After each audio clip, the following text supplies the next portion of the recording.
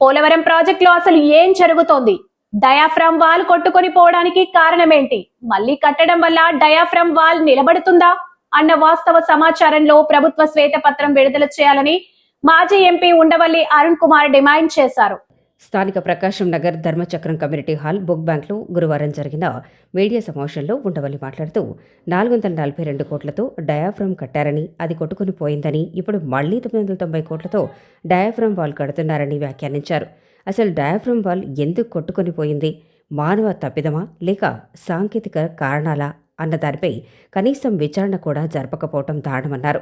ఇటీవల panel of experts committee నివేదిక ఇచ్చిందని, ఆ నివేదికను సమాచార హక్కు చట్టం ద్వారా అడిగితే కాపీరైట్ అవుతుందని అధికారులు సమాధానం ఇవ్వటం విడ్డూరంగా ఉందన్నారు. ఈ నివేదికను వెంటనే రాష్ట్ర ప్రభుత్వం బయటపెట్టాలని డిమాండ్ చేశారు. ఇప్పుడు నిర్మాణం చేసే డయాఫ్రామ్ వాల్ ఉంటుందా లేక కొట్టుకొని పోతుందా అన్న అనుమానాలు వ్యక్తమవుతున్నాయని పేర్కొన్నారు. పోలవరం జిల్లాలో పోలవరం లేకపోవటం హాస్యాస్పదంగా ఉందన్నారు. దీనిపై స్పందించాలని అన్ని పార్టీల నాయకులు తన వద్దకు వచ్చారని తెలిపారు. జిల్లా గ్రంథాలయ సంస్థ మాజీ చైర్మన్ అల్లు బాబీ తదితరులు పాల్గొన్నారు.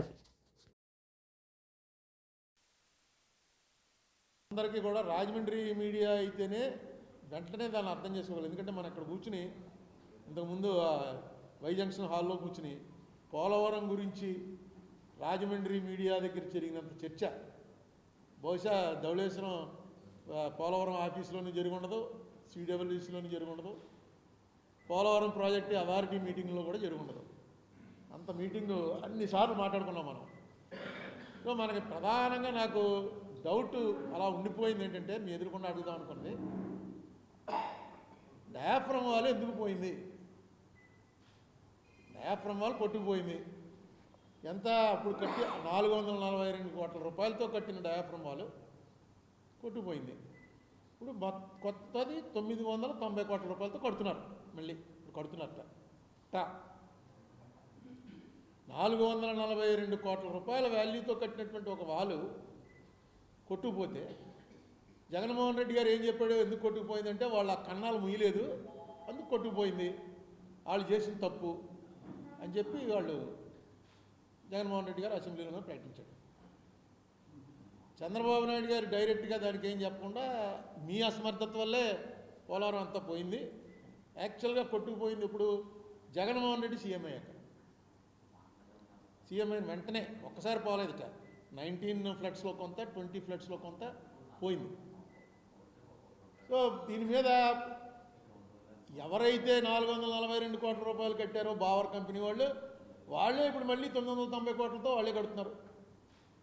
అప్పుడు ఎవరైతే ఇరిగేషన్ సెక్రటరీ, అప్పుడు ఎవరైతే చీఫ్ ఇంజనీరు, అప్పుడు ఎవరైతే ఉన్నారో వాళ్ళే జగన్మోహన్ రెడ్డి టైంలోనూ కంటిన్యూ అయ్యారు, ఇప్పుడు కంటిన్యూ అవుతున్నారు.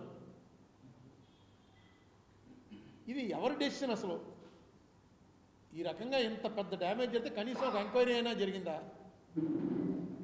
ఎందుకు ఇలా పోయింది? ఇది మళ్ళీ ఉంటుందా, మళ్ళీ పోతుందా? దీని మీద అసలు ఎందుకు ఒక మీటింగ్ వేశారు? మొన్న ఇది రమేష్ అని చెప్పి మీకు ఇంతకుముందు కూడా చెప్పాను, రమేష్ చంద్ర వర్మ అని విశాఖపట్నంలో ఉంటాడు, ఒక అడ్వకేట్, మన ఏరియా వాడే. నాకు బాగా అన్ని ఇన్ఫర్మేషన్లు ఆయన పంపుతుంటాడు. ఆయన ఏంటంటే రోజు ఒకటన్నా ఆర్టీఏ అడగకపోతే ఆయనకి నిద్రపడదు. ఖచ్చితంగా ఆంధ్రప్రదేశ్ అఫైర్స్లో ఆర్టీఏ అడుగుతూనే ఉంటాడు. ఒక దాంట్లో అయితే మీకు చెప్పాను కూడా, జడ్జిమెంట్ వినిపించాను.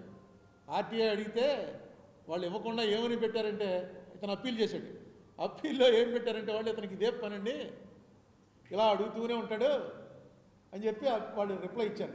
ఎవరికి? కమిషన్, సెంట్రల్ కమిషన్కి ఇస్తే సెంట్రల్ కమిషన్ ఏమి ఇచ్చిందంటే, అతనికి అదే పని అయినా అతనికి రిప్లై ఇవ్వడమే మీ పని,